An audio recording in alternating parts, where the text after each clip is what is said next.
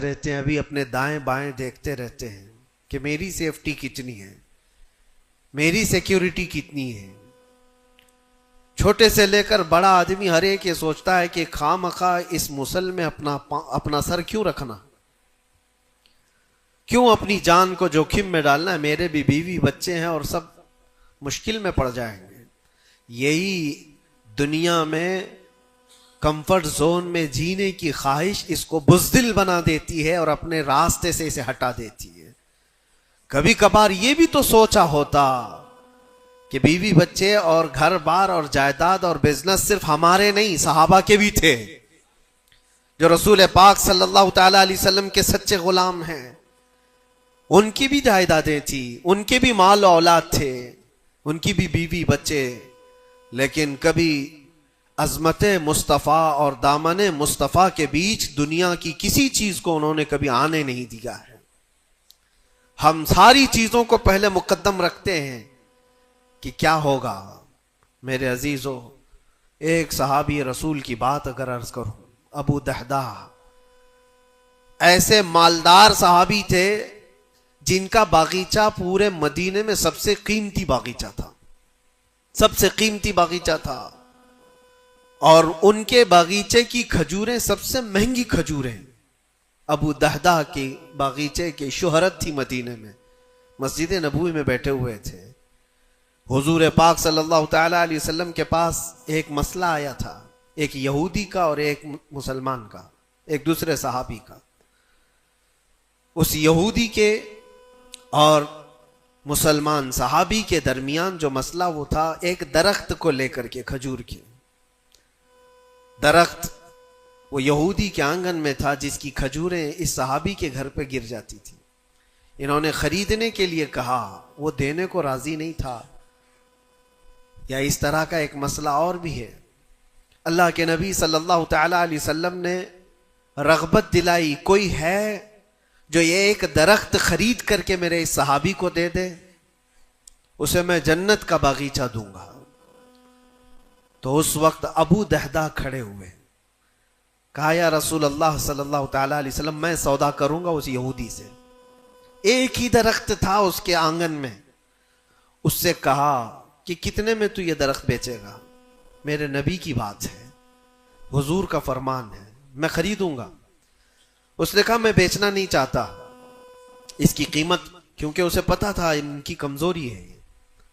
ابو دہدہ نے کہا کیا تجھے پتا ہے مدینے, اوالی مدینے میں ابو دہدہ کا باغیچہ؟ کہا اس کو کون نہیں سنا ہے, مدینے کا ہر بچہ جانتا ابو دہدہ کے باغیچے کی شہرت.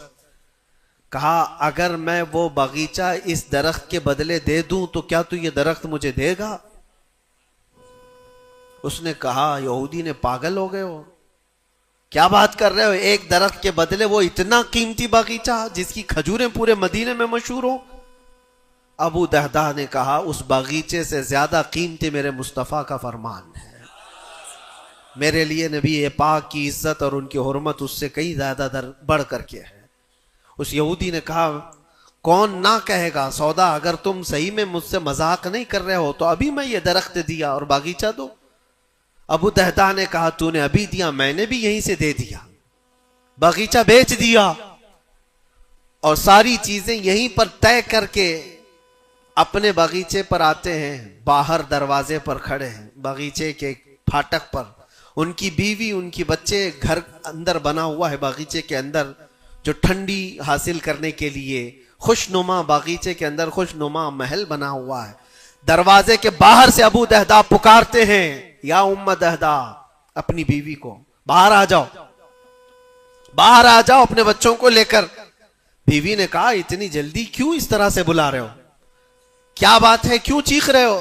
ابو دہدہ نے کہا یہ باغیچہ بک گیا ہے, اب ہمارا نہیں ہے, باہر آ جاؤ.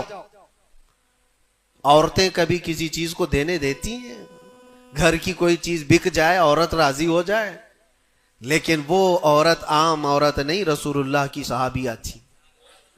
کہا اچھا ابو دہدہ یہ باغیچہ بک گیا ہے, میرا تم پر یقین ہے کہ بہت اچھا سودا کیا ہوگا, کیونکہ مدینے میں اس جیسا باغیچہ تو نہیں ہے. ابو دہدہ نے کہا تو سچ سمجھتی ہے میں نے بہت اچھا سودا کیا ہے.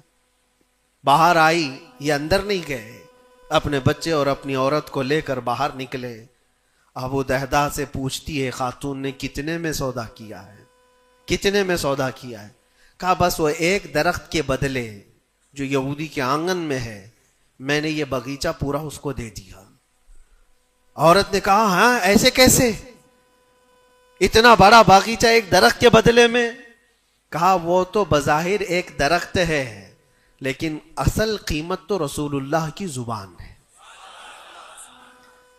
کہا اللہ کے نبی نے کیا فرمایا؟ کہا کہ ایک درخت جو اس یہودی کا خرید کر کے ایک صحابی کو دے دے میں اسے جنت کا باغیچہ دے دوں. ابو دہدا نے جیسے ہی یہ سنایا تو ام دہدا کہتی ہیں ابو دہدا تم نے کبھی میرا یقین نہیں توڑا, آج میں یہ کہتی ہوں یہ باغیچہ ہی کیا حضور سے پوچھتے ہم سب بھی بکنے کو تیار ہیں. اللہ کے نبی صلی اللہ تعالی علیہ وسلم کی ذات پر یہ یقین کامل تھا, انہیں دنیا بیچ میں کبھی روک نہ سکی. ہمارے تو چھوٹی دکانیں ہمیں روک دیتی ہیں, ہمارے تو چھوٹے دروازے ہمیں روک دیتے ہیں. عزیزان گرامی وقار, اپنے مقصد حیات سے آدمی جب بھٹکتا ہے تو کون سی چیزیں جو اسے اٹریکٹ کرتی ہیں دنیا میں؟ یہ مال دولت. مجھے وہ بات یاد آتی ہے صدیق اکبر رضی اللہ تعالیٰ عنہ حضور پاک صلی اللہ علیہ وسلم کے ساتھ بیٹھے ہیں. حضور پاک صلی اللہ تعالیٰ علیہ وسلم کے ہاتھ میں ایک پیالہ ہے جس میں شہد ہے, آپ اس کو نوش فرمانا چاہتے ہیں, منہ کے قریب لے گئے, اچانک آپ نے واپس رکھ دیا اور کسی چیز کو دھکا دے کر کے ہٹانے لگے جیسے کوئی مکھیوں کو بھگاتا ہے, جبکہ نبی پاک صلی اللہ علیہ وسلم کے جسم کے قریب کبھی کوئی مکھی نہیں آتی, لیکن اندیکھی چیز کو آپ ہٹا رہے تھے. پھر تھوڑی دیر کے بعد پیالے کو اٹھایا, پھر تھوڑی دیر منہ کے قریب جاتے ہی واپس رکھ دیا, پھر کسی چیز کو دھکا دے کر نکال رہے تھے. تیسری مرتبہ پیالہ اٹھایا تو صحابہ نے دیکھا آپ کی آنکھوں سے آنسو روا ہیں. حضور پاک صلی اللہ تعالی علیہ وسلم کیا اشک بہ رہے ہیں. تو صحابہ نے پوچھا یہ کیا معاملہ ہے؟ حضور اکرم صلی اللہ تعالی علیہ وسلم فرماتے پہلی بار جب میں نے شہد کا پیالہ اٹھایا تو دنیا میرے پاس سج سنور کر کے آئی, تیار ہو کر آئی اور کہا اے اللہ کے نبی میرا حسن و جمال آپ قبول کر لیں, ہر طرح کے حسینائیں آپ کے قدموں میں لا کر رکھ دوں گی, ہر طرح کا حسن آپ کے قدموں میں لا کر رکھ دوں گی. حضور فرماتے میں نے دھکا دے کر دور کیا کہ مجھے تیرے حسن و جمال کی ضرورت نہیں. دنیا چلی گئی. دوسری بار جب میں نے پیالہ اٹھایا تو دنیا پھر آئی میرے پاس اور پورے زر و جواہرات اور دولت کے انبار لے کر. دنیا نے کہا اے اللہ کے نبی یہ قبول کر لیں آپ کے قدموں میں سونے کے محلات اور جواہرات سجا دیے جائیں گے. حضور پاک صلی اللہ علیہ وسلم فرماتے میں نے اس کو بھی دھکا دے کر دور کیا, نہ تیرے حسن و جمال کی طرف میں رغبت کروں گا نہ تیرے دولت و مال کی طرف, مجھے اس کی بھی حاجت نہیں. تیسری بار بہت امپورٹنٹ چیز میں عرض کر رہا ہوں, جو کہنا چاہتا ہوں توجہ سے سنیں. حضور پاک فرماتے تیسری بار دنیا میرے پاس آئی اور کہا اے اللہ کے نبی آپ نے میرے حسن و جمال کو بھی نہیں قبول کیا, دولت و مال کو بھی نہیں قبول کیا, مجھے دھکا دے کر دور کیا, لیکن ایک بات ہے آپ کے بعد آپ کی امت ایسا نہیں کر سکے گی, وہ دولت و مال اور حسن و جمال کی طرف بھاگے گی اور آپ کو چھوڑ دے گی.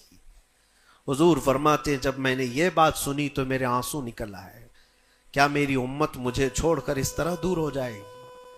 دل پر ہاتھ رکھ کر کے سوچو ہے مسلمانوں, کیا آج وہ پوزیشن نہیں ہے؟ ہم ان دو چیزوں کے چکر میں اپنے نبی پاک صلی اللہ علیہ وسلم سے کتنی دور بھاگے جا رہے ہیں. تم نے کبھی راتوں کو تصور کر کے دیکھا کہ کتنی راتیں ایسی آئی کہ میں نے اپنے مصطفیٰ کو یاد کیا ہے, تنہائی میں اپنے حبیب کو یاد کیا ہے. اس رسول کا حال تو یہ تھا, ماں عائشہ صدیقہ فرماتی ایک رات ایسی نہیں گئی جس میں رسول پاک صلی اللہ علیہ وسلم اپنی امت کے لیے دعا نہ کرتے ہوں. رات کو کھڑے ہوتے تھے تو پنڈلیوں میں سوجن آ جاتی تھی, پیر سوج جاتے تھے اور کثرت سے روتے تھے اپنی امت کے لیے اللہ کی بارگاہ میں کہ مولا میری امت بھولی بھالی ہے, اس کی بخشش میرے حوالے کر دے. رب ہب لی امتی, جو نہ بھولا ہم غریبوں کو رضا. اور آج امت کا حال یہ ہے کہ سال میں ایک بار میلاد کر کے ہم یہ سمجھتے ہیں حق ادا